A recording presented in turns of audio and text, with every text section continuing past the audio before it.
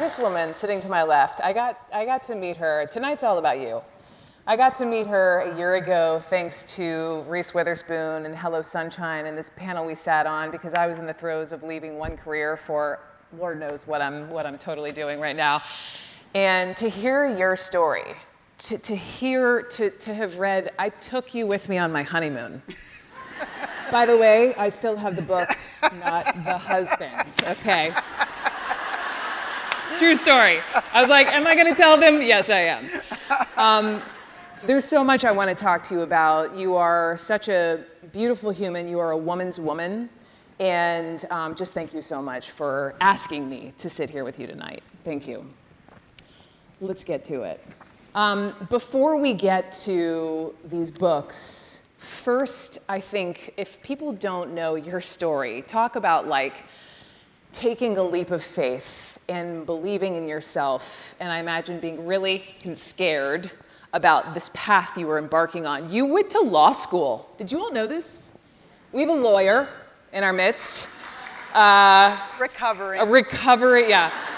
I'm a recovering news anchor, you're a recovering lawyer. And, you know, I want to hear about that path pre this Kristin Hannah and how your mother, God bless her soul, how your mother was such a change agent for you in your life. So this is sort of my, gosh, you're way over there, okay.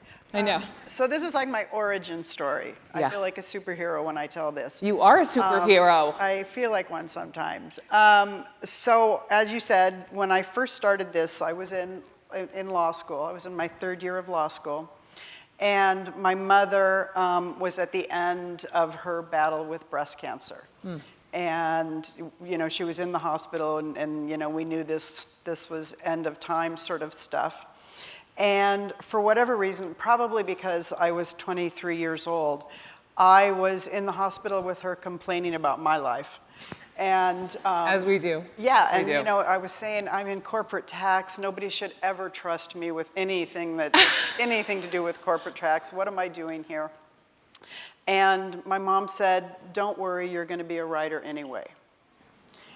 And like just out of the blue, like poof, mom wisdom? Out of the blue. I had never written a short story. I had never taken a creative writing class. I had never expressed to anyone that I had any interest in being a writer, which I did not. Ever, ever, ever. Ever, ever, ever. And so, you know, we kind of, you know, I was so taken aback by her saying this, and so this, you know, this started a conversation. And at some point during the course of this conversation, she said, you know what, we should write a book together. And I think a lot about this now that so many years have passed, but I think there were a lot of things that she didn't want to talk about and a lot of things that I wasn't ready to talk about.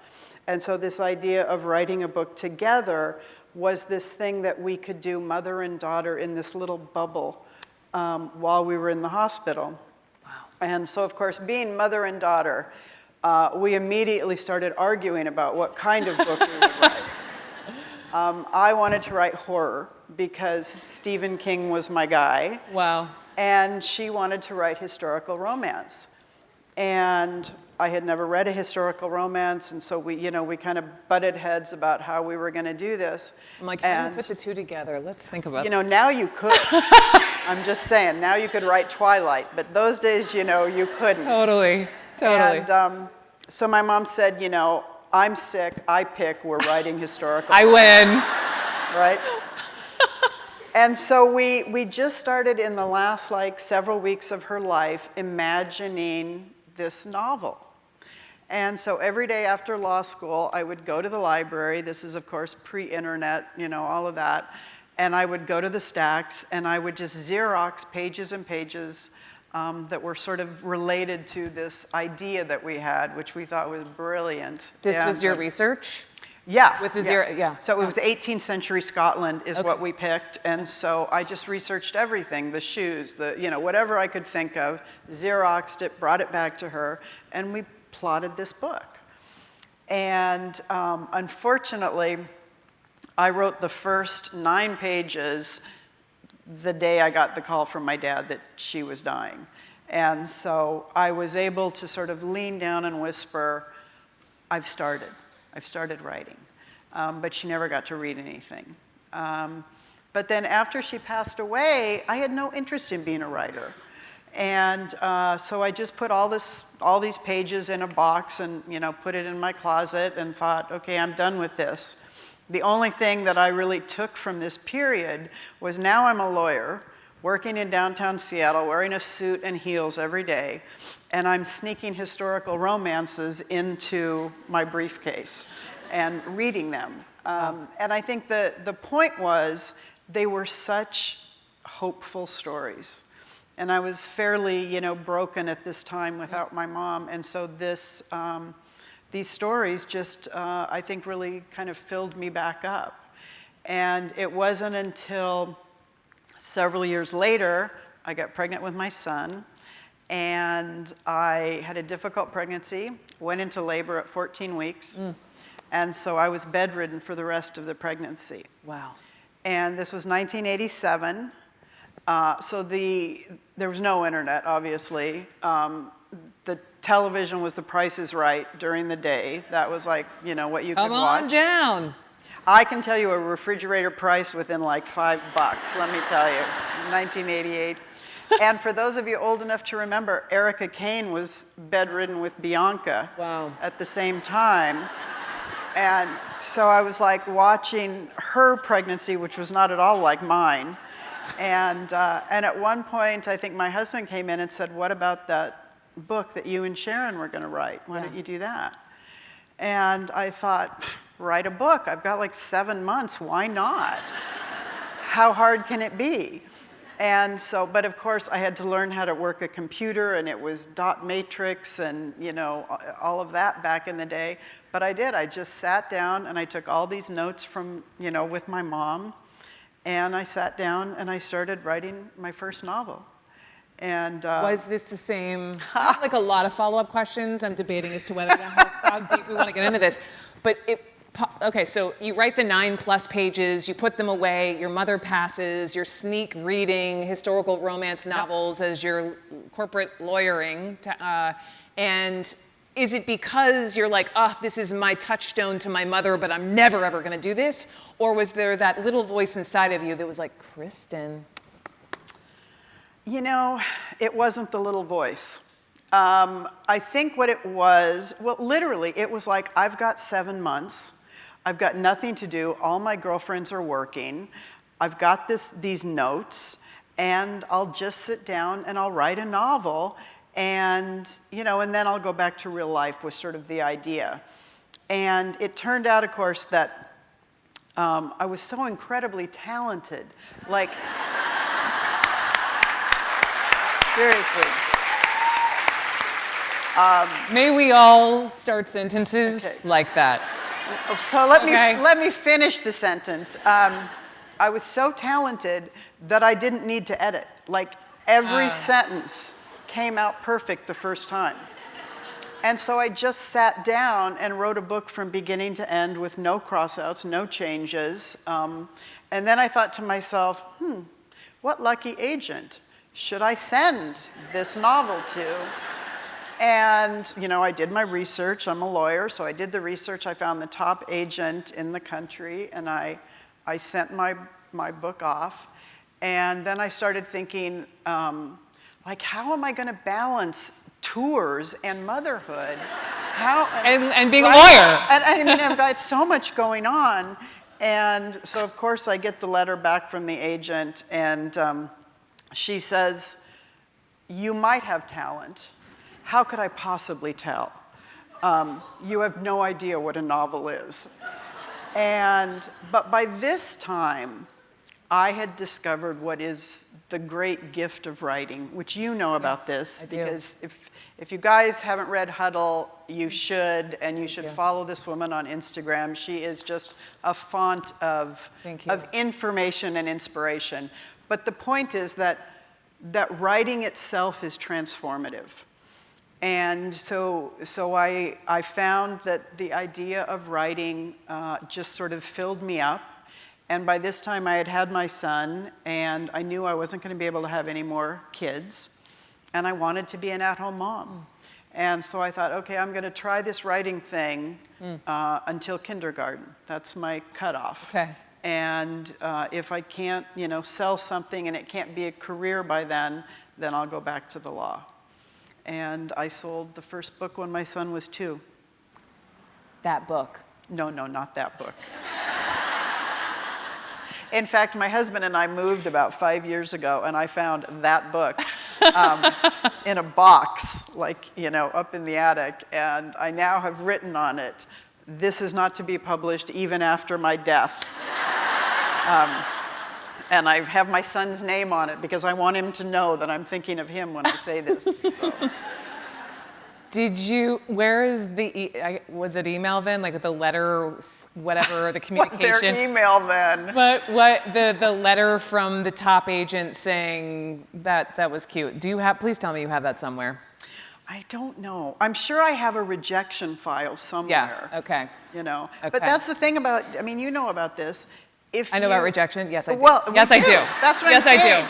If you can't accept rejection and forget it, yeah. you can't do this job. Yep. So it's in somewhere it's in a folder that I have completely forgotten, where I now think everything was brilliant always. There's my segue, resilience in women. Into the Nightingale we go. So here we are, 10th anniversary. Truly, congratulations. How many people in here have read this book at least once?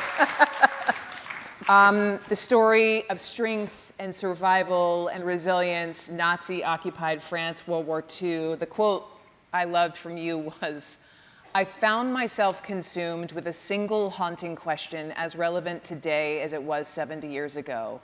When would I, as a wife and mother, risk my life and more importantly, my child's life to save a stranger?" How did this idea come to you? So, we flash forward. I wrote historical romances for a few years and sort of decided to reinvent myself, started writing stories about women's contemporary issues, did that for a few years. And somewhere along the path of that, I wrote a book called Winter Garden, which was a partially historical, thank you. Partially historical, partially contemporary novel set in World War II, Leningrad.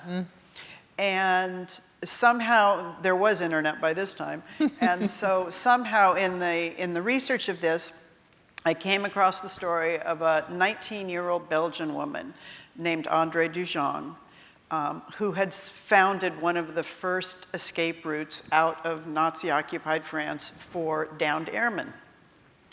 And I was reading this story, and I thought, here's this 19-year-old woman who is risking her life, who is leading downed airmen over the Pyrenees in her little espadrilles, with no training, with no support.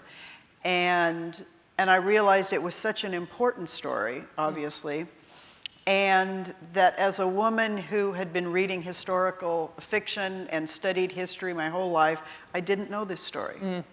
And I realized sort of slowly that I was very angry that I didn't know this story. I was angry that I had done 7 years of college and how many years of high school, and nobody had ever told me about the heroism of women, during this time period. Yeah. Yes. And yes, I agree. And I don't know, I guess I was, well, we won't talk about age, but anyway. I thought, this is such a powerful story. I can't wait for someone to write this book.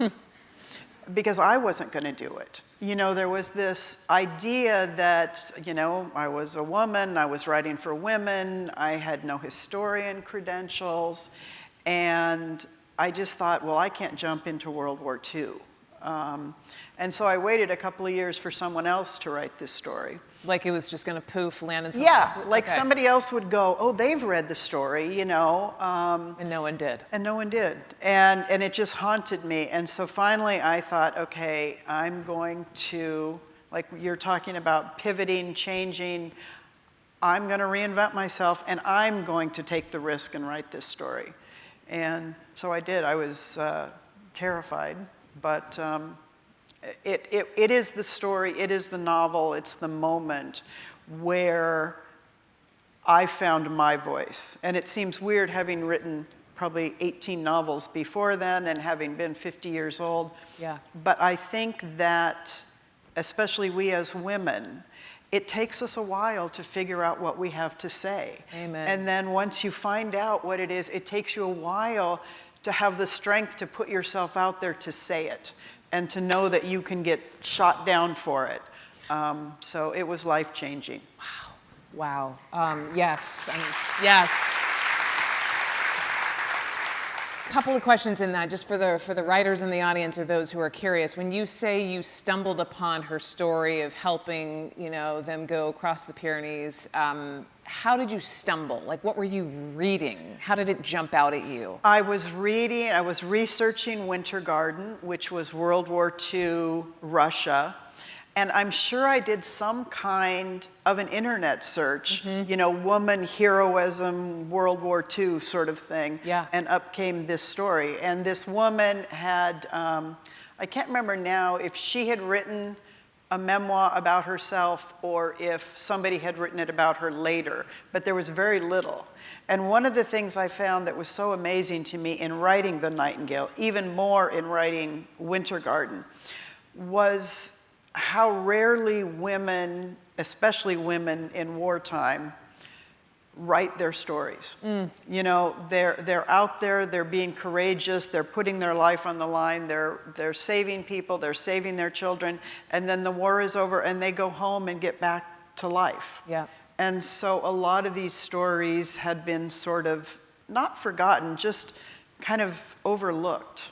And so now I've spent the last 15 years looking for those stories. I have a daughter-in-law, I have a granddaughter, I have, my niece is here in the audience. Yes, Mackenzie. Yay! Yay.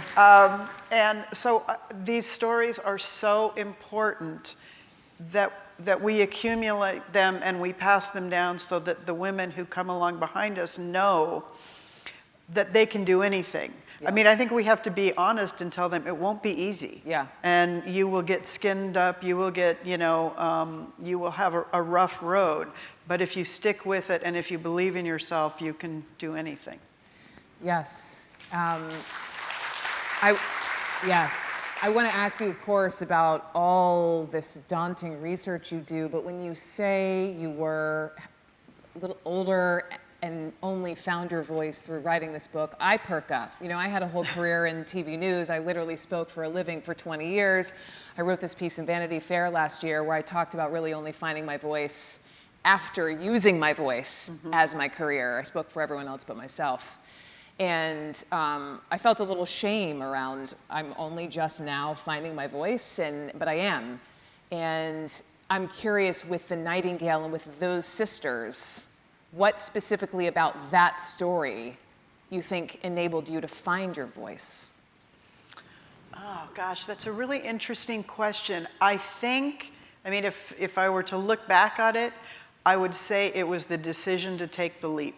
It wasn't about the story. It wasn't about it was this whole imposter syndrome of who am I by telling this World War II. And it was that moment where, I think it's as normal for humans in general, the moment where you get to this idea of, I'm going to take this risk and I may fail and that is okay with me. And that's the moment I think that you find what it is you have to say, because if you're always trying to succeed, which of course we're hardwired to, that's what we're taught, but if you're always trying to succeed and you aren't willing to embrace failure, I don't think you find what it is you have to say. Yeah.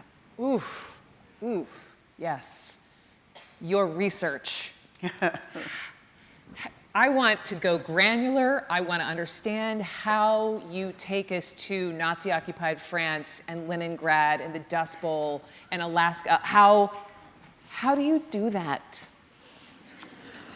Well, that's my job, Brooke. But that's what how? I do. You do it so well.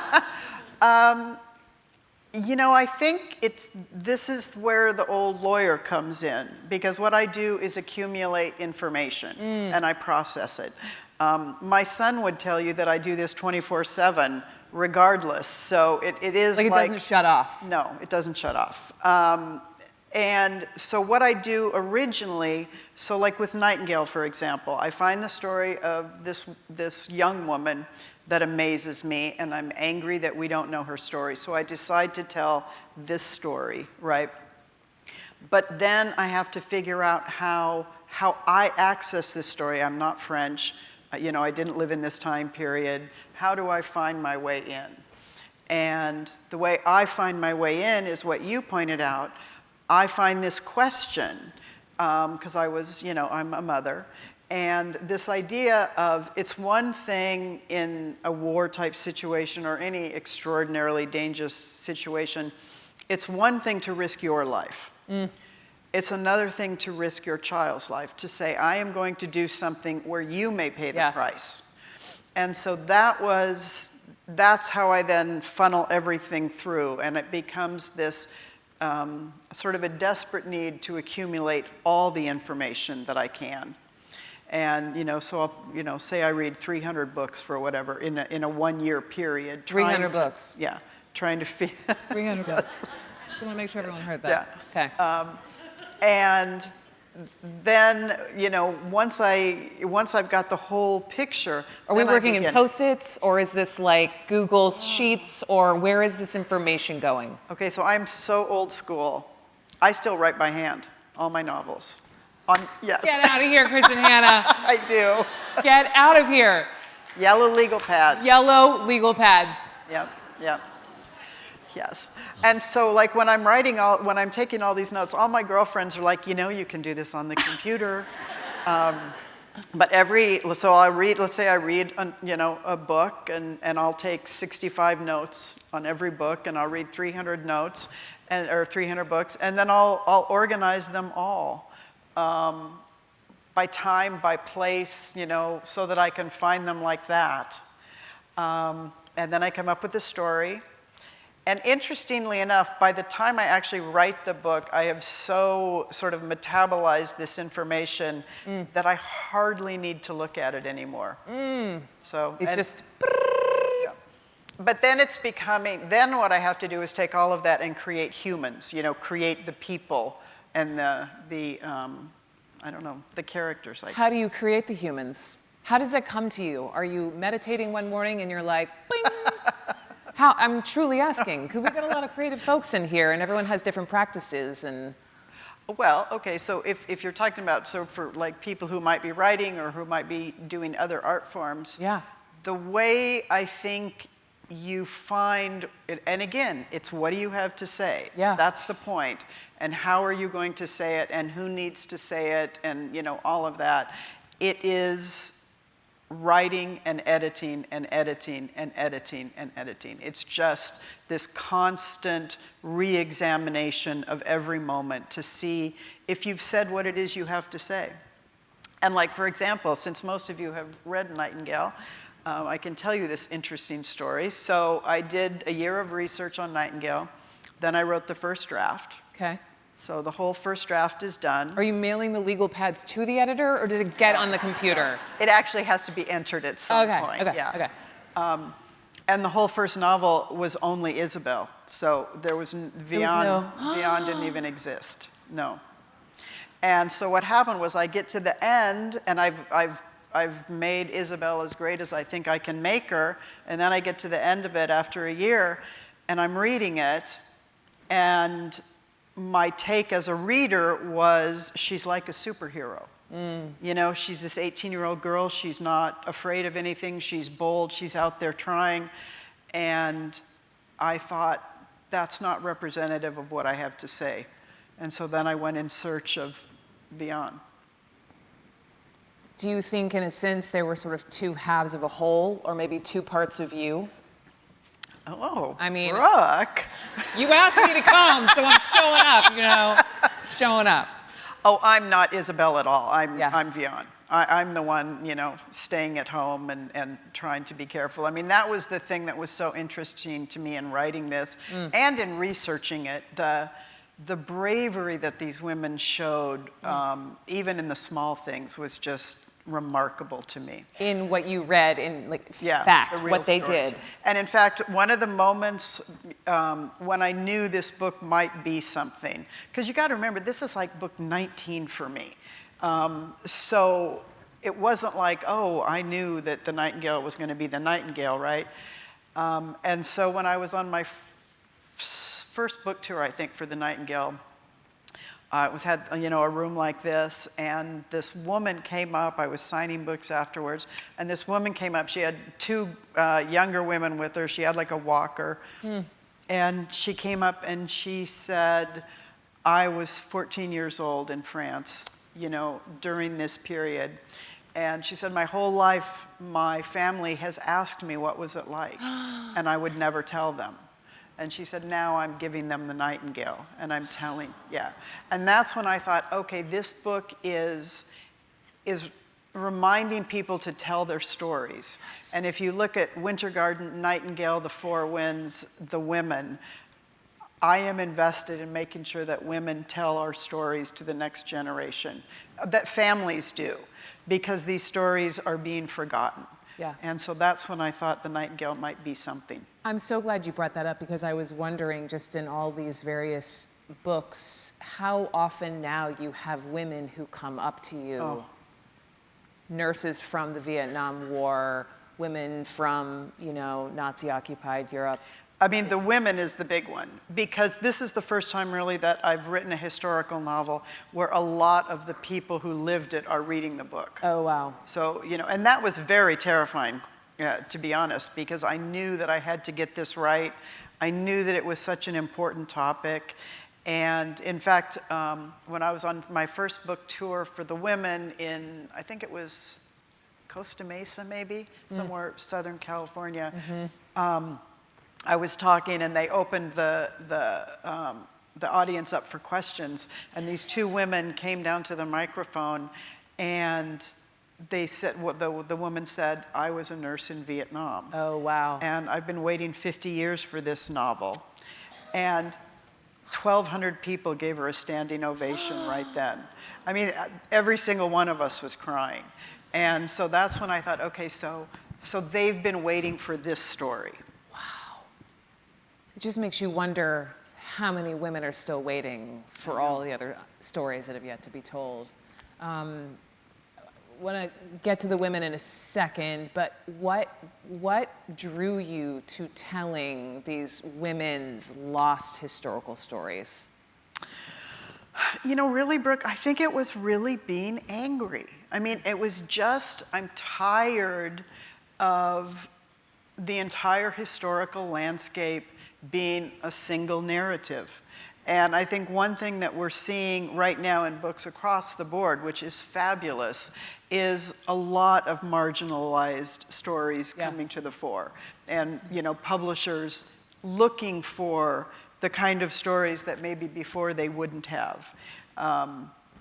I don't know, I mean, you and I were talking in the green room. I didn't know, I mean, I spent the 3 years on The Women, I spent the 3 years on the Nightingale, and none of us were ever convinced that they were going to sell.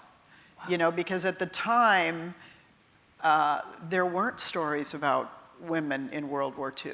Yep. It was a very male-dominated kind of genre, and there's still, Vietnam has been a sort of not talked about subject for, decades. Why did you want to write about the Vietnam War? I had read that, was it a friend's father was an MIA when you were, it would cast a big shadow over your childhood? Yeah, I mean, I was a kid during Vietnam, and my best friend's dad was shot down. And so for those of you who are old enough to remember, we wore the bracelets, the MIA bracelets. So I had, his name and the date he was shot down on my wrist, and I wore it for probably 15 years. Wow. He never came home. Wow. And so the memory of that was my whole life. He was right there every time I looked down. And then a lot of my friends' dads served, and so I saw how they were treated when they came home. And so I think the whole Vietnam experience just stayed with me, a great deal.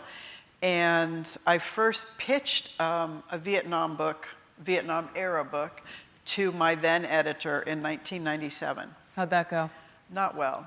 Not well. She was a great gal. She had been at Berkeley in 1968. And she said, Kristin, honey, you aren't good enough and you aren't old enough and no one wants to read this book anyway.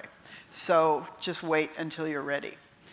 And so... Did you pitch her Frankie's story specifically? No, just Vietnam era. I think it was a love story, actually. Okay. And so I listened to her, you know, because that's the other thing. When smart people tell you things, listen to them. Because sometimes we tend to think we are the smartest person in the room, and it's really important to listen to people who know what they're doing. And so I put it aside, and then every year I would think to myself, am I old enough? Am I good enough? Am I good enough? Am I strong enough? Will That's people right. like me? And I kept thinking, nah, not yet. Not good enough yet. And it was very clear that nobody was interested in Vietnam. So that was, you know, the one constant. And it wasn't until March of 2020. So I was sitting at home in my little house on an island off Seattle in lockdown. And lockdown on an island in Washington State is lockdown. No restaurants, no food service. There's, you know, there's nothing. You're kind of trapped. And I was watching the news like we all were, and seeing how divided we were, how chaotic the world was. And I remember thinking to myself, boy, it feels like the Vietnam era again. Oh, wow. And so I keep watching, and then I'm watching the nurses who are on the front line of this pandemic. Yes. And I'm thinking, you know, they aren't really being given the support and the gratitude that they deserve. And that was the moment. It just kind of went, the nurses of Vietnam. And I had no excuse not to do it because there was nothing else to do.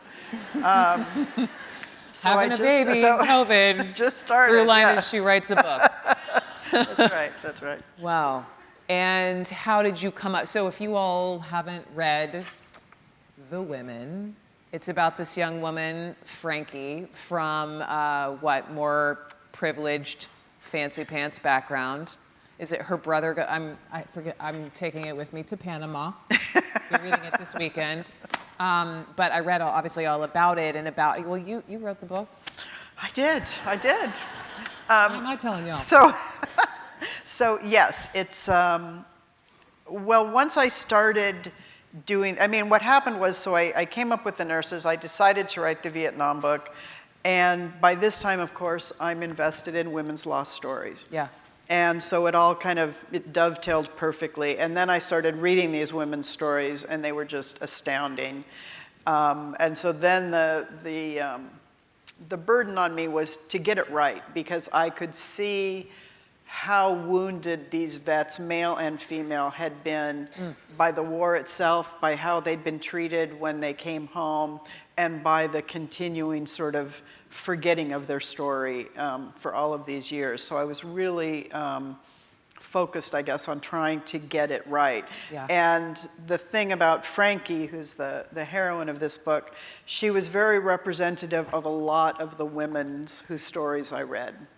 They were often 21 years old, fresh out of nursing school, patriotic. You know, they came from families that were proud of their World War II service, the greatest generation. And so they had been raised on this, you know, swell of patriotism. And in the beginning of Vietnam and the war, there was this sense of the domino theory, and that if Vietnam fell to communism, all of Asia would fall. And so it was a very patriotic thing to do. And so these women went over there, and they had very little training. And, you know, so that was how Frankie sort of came to be. And she's from Coronado, mostly because, honestly, as I was in my COVID lockdown writing this book, I thought, I got to put her somewhere I know that I don't have to visit. And I love Coronado. And I thought, oh, we could visit there. So that's how she came about. And I read of all the things she experiences as a combat nurse, all of the array, the reintegration back into society, how she's treated, the hardest storyline, not to completely spoil it for myself, but I read so much about it, was about her choice in love. Yes. Why was that so hard for you to write? It wasn't hard for me to write. It was hard for me. So, I mean, the point of this is, so Frankie goes off to war, and let me just make a brief aside, because I wrote a book many, many years ago called Homefront about a female Black Hawk pilot who deployed. And I remember talking to this pilot and, you know, talking about her experiences over there as I was doing the research. And she said, well, you know, there would be wartime, and the soldiers would be pinned down by fire, and she would swoop in with her in her Black Hawk, you know, and lower and be shot at, and the troops would jump on, and she would take them out of there, right? And then she said, but I wasn't in combat. And I was like, sounds like combat to me. They're shooting at you, right? And. Wow. And so when I came to the nurses of Vietnam, when they came home, a lot of them, and tried to get help for what is obviously PTSD, which of course now we know, what they were told over and over again was, you can't have PTSD, you weren't in combat. And it was like, you didn't hold a gun, how can you be in combat? And so a lot of this book was me saying and showing what it was like in war for these nurses, to basically say, if you don't think this is combat and women haven't been in combat, then, you know, from my perspective, you aren't paying attention. And so I now cannot even remember what the question was. No, that story was better. That story was better.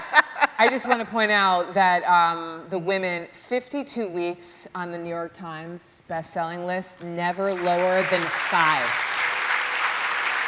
Never lower than 5. And I was asking you a little bit about this backstage, and I guessed wrong, so I'm not even going to do that right here. But why do you think it has so totally resonated today?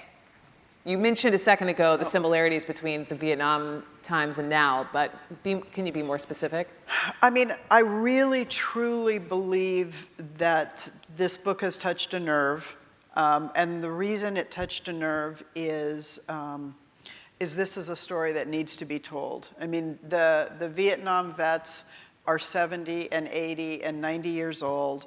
A lot of them, and many of them that I spoke to, are battling cancer caused from Agent Orange. They still are fighting to get their health care taken care of by the VA and getting, you know, the benefits they need and the, you know, all of that sort of stuff. So I just think it was time. And I've had so many, you know, I spoke about the nurse earlier coming up and saying something.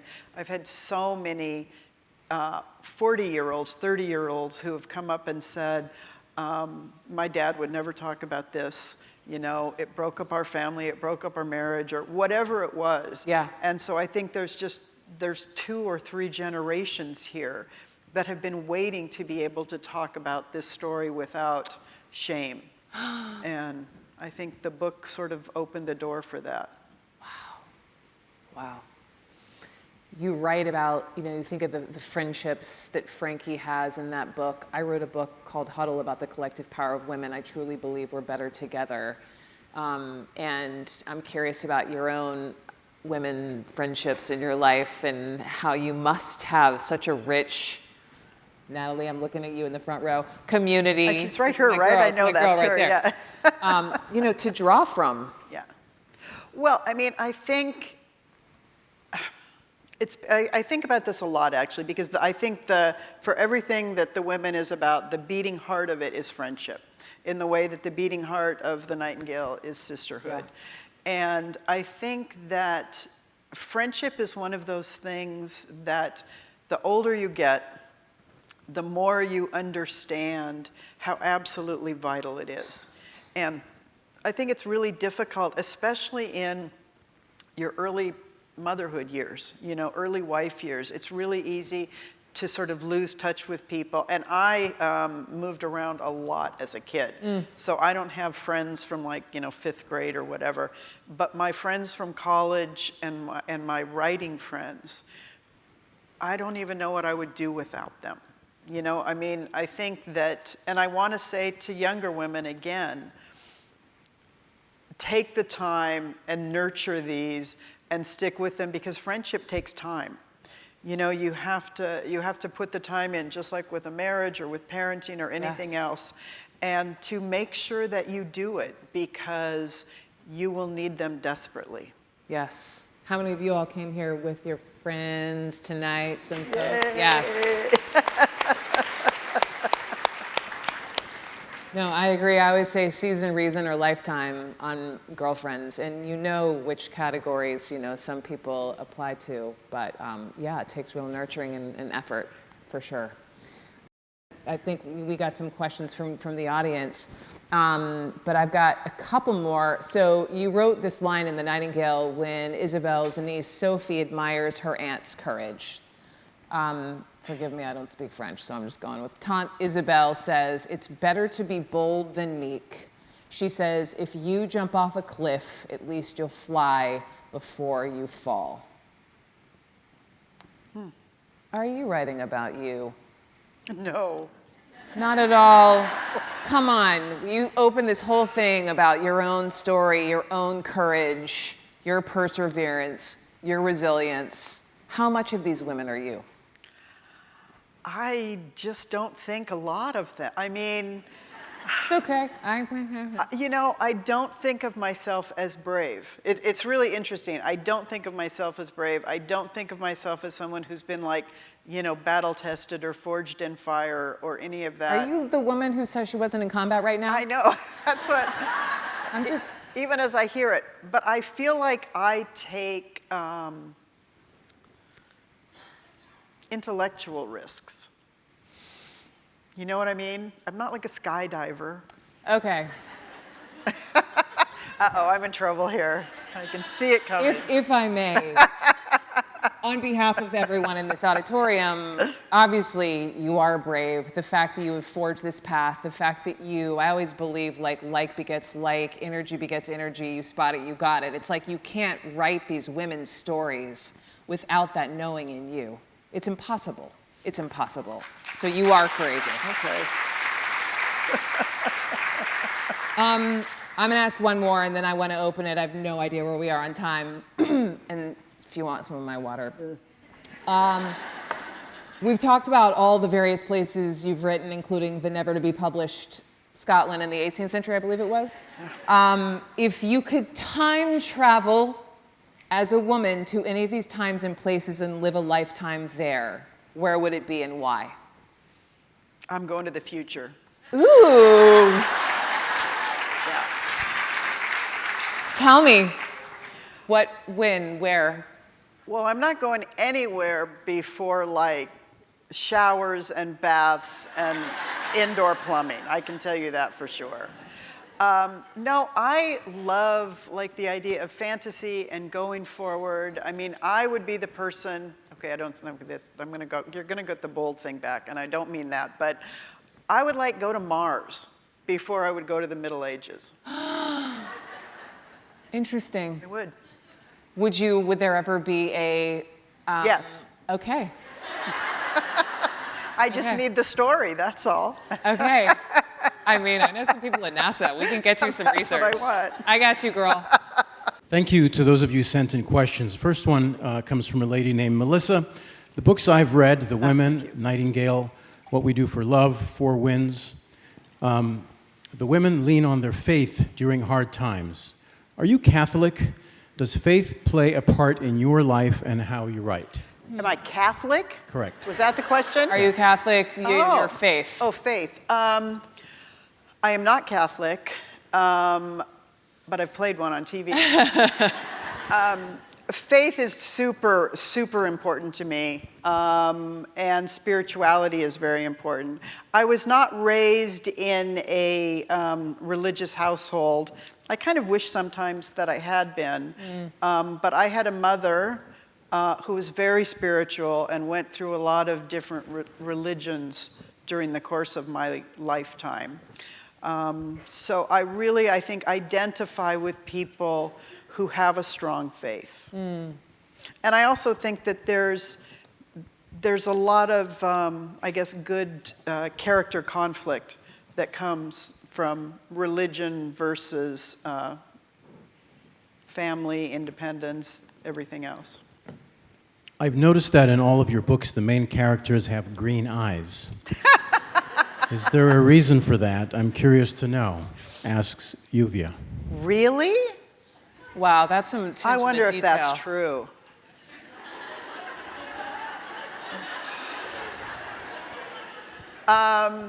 Well, what's interesting is actually if they end up green, they certainly don't all start out green. I mean, so I feel like when I'm beginning a book, I'm doing like a whole thing, brown eyes, green eyes, black, and then maybe sometime I'm editing too much and I'm irritated and I just start making everyone green eyes. I don't know. I will say what's interesting, because people ask me this all the time, I do not actually know what my characters look like, and I am not interested in what they look like. And so they change all the time. And so finally, when I get to the very end of a piece, I have to go, okay, so now let's make her look the same all the way through. Oh, wow. Why do you think that is? I don't care. You don't care. I It's don't. about their insides. It's their insides. I only care about their emotions and their motivations and what they say. I don't care what their haircut looks like. Their outfits just get in the way. Yeah. Cool. Wow. Of all the leading characters you've written about, Kayla asks, which one would you like to be best friends with and why? Ooh. Oh, I've never had that question before. Wow. Who would I like to be best friends with and why? I guess I'm going to pick either Barb or Frankie from The Women. Barb would have your six all the time, so I'm going to pick her. When you're done with the book and maybe looking back at an earlier book, do you ever think about what you may have done differently in a book? Christy wants to know. I feel like if given the chance, I would rewrite almost everything. I mean, some more than others. There's a couple of ideas that I really liked from early on in my career that I would do differently now. But for the most part, until sort of the reviews come in, I leave a book and I go on to the next one and I don't look back at it very much. Lauren asks, when writing books including The Nightingale and The Women, did you always know the fate of your main characters from the start, or did their endings change as you wrote the book? Is that Winter Garden you said? In The Nightingale and The Women. Oh, did I always know the fate? I absolutely knew the fate of, that's not true, actually. Now I have to think. It's been 10 years. So I can say this since most of you have read The Nightingale. So the point is, of course, there's the two sisters, and one of them survives and one of them doesn't, and we know this from the opening pages of the novel. And the interesting thing about that from a writer's perspective is when I started writing this novel, I decided not to make a decision. And so I didn't know who was going to live and who was not going to live until it was time to write that scene. But I always knew one of them, and I knew the ending of The Women from the very beginning. Okay, so I'm imagining like yellow legal pad, blue ink, black ink. Blue or black, gel tip pen. Gel tip. So you're writing and you've done your 300 books and the various research, and it's in you and it comes pouring out. Is it like a download? I mean, it's like a download. It's like I'm watching a movie and I'm just trying to get it down. You're the vessel. Yeah. It's coming through you. So if that's the situation with The Nightingale, if you didn't know how, I don't even know how to ask this question. Like, how did you get there in the end? Did it just come out of? Oh, okay, because the framing of The Nightingale was one of the women was 90 years old. and I just didn't decide who she was. Like, that's what I'm saying. Since you didn't decide, and it's coming out of you, like, at what point? There was some nip and tuck to do when I, went back. So then I had to, when I finally got to the end, I picked who it was, then I had to go through and make the whole novel, make that work. But I was afraid that if I had decided, I would have given the reader the knowledge to know. That is the coolest thing I've heard all week. That is the coolest thing I've heard all week. That is, to me, that's courage. Okay. That's courage.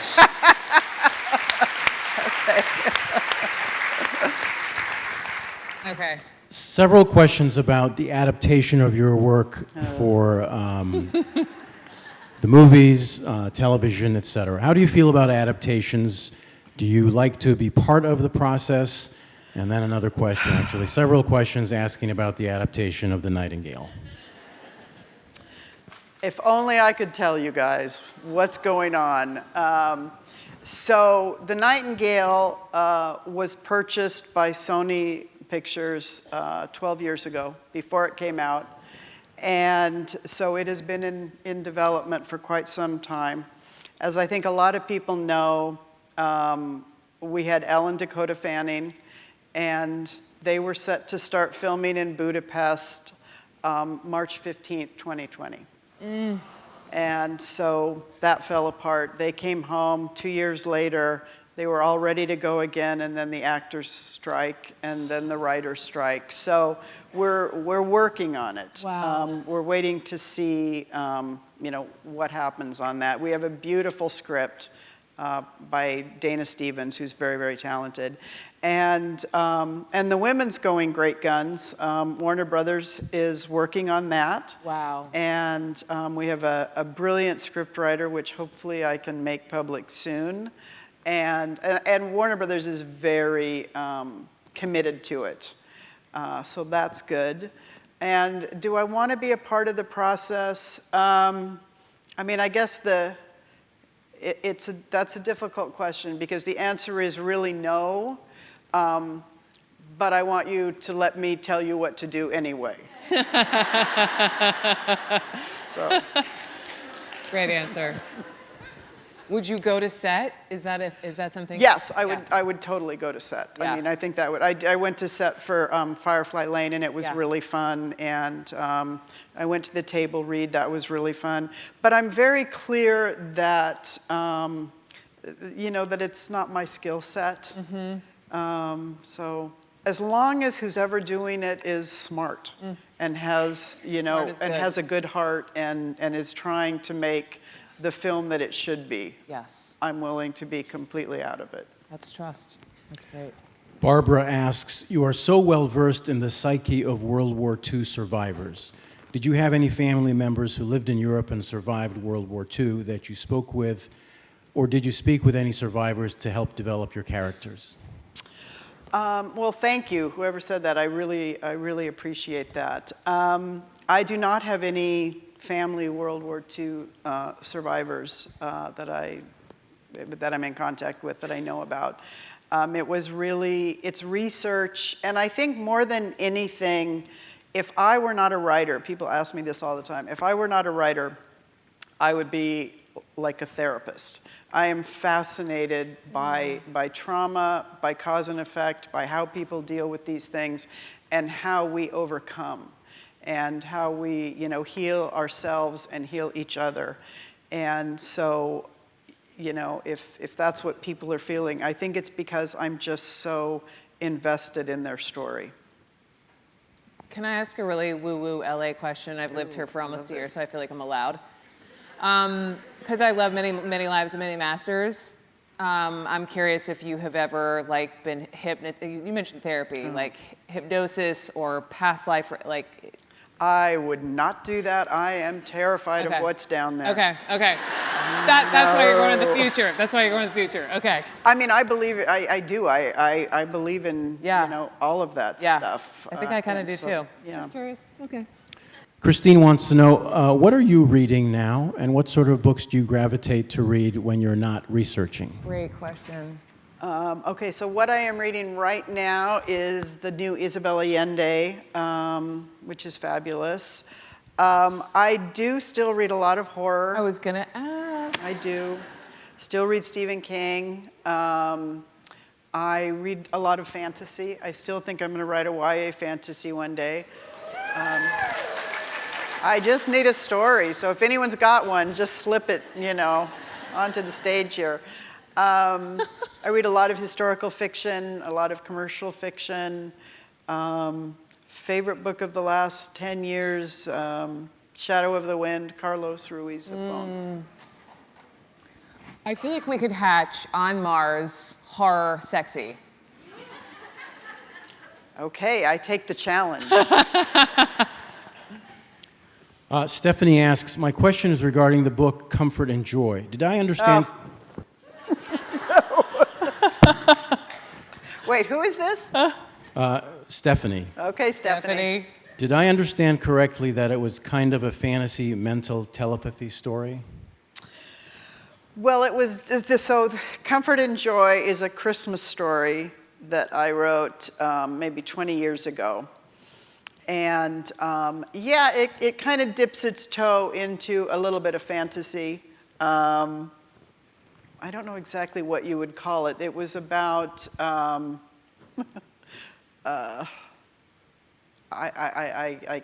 don't know what to say. I don't know. Yes, there's a little bit of fantasy in this book, and it was fun to write. It was a real challenge. I think that's part of why I like Winter Garden, actually, because there's a whole component of Winter Garden that I told the story through a fairy tale, and I loved that. Yeah, very Guillermo del Toro. Shannon would like to know, Nightingale is a book that made me start loving World War II historical fiction. Do you plan on writing any more World War II historical fiction? Yeah, no, I don't think I'll write any more World War II. But I never say never, but I feel like a lot of women's stories are being told now, and a lot of them are being told really well. And so I think I'll probably not go back there. Okay. Let's see. What advice? I imagine there are some people in here who love writing, would love to be you one day. How, other than going to law school or being bedridden, how would you recommend someone starting this and sticking with it? Well, see, there you go. That's the key, is sticking with it. Yeah. I meet people every day who want to be a writer. And I hear all the time, I'm going to write a book as soon as I get the time. And what I always say to them is, you will never get the time. You will never, find the time to do this. So the most important thing, I think, to be a writer, to be anything that is other than what you currently are doing, is to begin. And again, that's kind of a defiant act to say, hey, I'm a lawyer, but I'm going to be a writer. I'm a dentist, but I want to be a potter. Whatever it is, you just have to, begin it, and then you have to commit to it and make time for it and sort of own it. I think it's a huge part of it is telling people that you're doing it, because then they hold you accountable, right? And sort of saying, this is what I want to do, this is my dream, and then they continually ask you, are you published yet? Are you published yet? And it's important, I think, to remember that. And I remember I did a speech about this a long time ago when I was just a kid about writing, and the point of the speech was, you have to define success for yourself, because the world is waiting to tell you that you're not successful, that you haven't sold a book, that you haven't sold enough copies, that you aren't at a good enough publisher, whatever it is. And so you have to sort of say to yourself, I'm doing this for me, and I will not give up. And if you just don't quit, you never actually fail. Why do you think your mom knew? you should write? So I've, of course, thought about this a lot over the years. And I think it's twofold. First of all, I think the depth to which we know our children is bottomless. Yeah. And so she knew me at 23 better than I knew myself by a long shot. And I think she knew that ultimately I was going to be happier in a career, you know, as an introvert, sitting by myself in a room, you know, never venturing out much. And so there was that part of it. And I think also she was of a generation that was different. She had, I don't know, 3 children by the time she was probably 27 years old. And so I think the truth is she wanted to be a writer. And I think it was her dream, and she handed it to me. And so I think she's, you know, up somewhere with a red pen and a martini. And she's very happy about that. But an interesting story about my mom was, so I get this career, I'm writing. I'm married, I have my son, you know, we're moving forward. And so she died when I was about maybe 25, I guess, I don't know, something like that. And at 40, I started missing her so much. You know, she hadn't met my son, and he was, you know, getting older. And I don't know what it was. It was just something about the year that I started missing her. And I wanted to go in search of her and her life. But, you know, she was one of those women, and I work at this really hard because I think we're all kind of this woman. But if the picture of her wasn't good, it didn't make it into the box, right? So there were very few pictures of my mom when she was young. And my dad, you know, is a busy guy, and so there just weren't the wealth of stories, and I didn't know her well enough. And so the way I go in search of anything is I write. And so this is the book Firefly Lane, was the year that I decided to finally try to find my mother, try to understand her, and try to actually face her breast cancer and her death. And I do that by, you know, inhabiting her. And so it was just always kind of weird because I started this book at exactly the age she was when she was diagnosed, and I finished it at exactly the age she was when she died. Like, it was so weird, yeah. I just want to close. I think it's 9:15. I think unless you want me to keep going. No, you're okay. good. Can I just, you said something about your mother asking for a friend. You know, listen, we all have our relationships with our mothers can be complicated and fraught and beautiful and everything, and they gave life to us. And I think writing our truth, I'm very much practicing writing my truth every week when I write my Substack. And you said when your mother was dying of breast cancer that you felt that maybe she didn't have that courage in a way that you then went on and became who you became. And she's up there with the martini. Why do you think, maybe this is an impossible question to answer, but why do you think she lacked the courage? What is it about that generation, do you think? I don't know that she lacked the courage. I think that The opportunity? she had 3 children, you know, and she did, when I'm trying to think, so I was probably 10, which my brother was probably 7, my sister 4, something like that. She went back to college at the University of Washington, and so she was out there, you know, doing stuff, but she was also the mom who, you know, all 3 of us were in sports all the time. We were doing everything, and I just think she didn't get to that moment where she was her own fully realized self. Yes, and look at you. She would be happy. Kristin Hannah, y'all.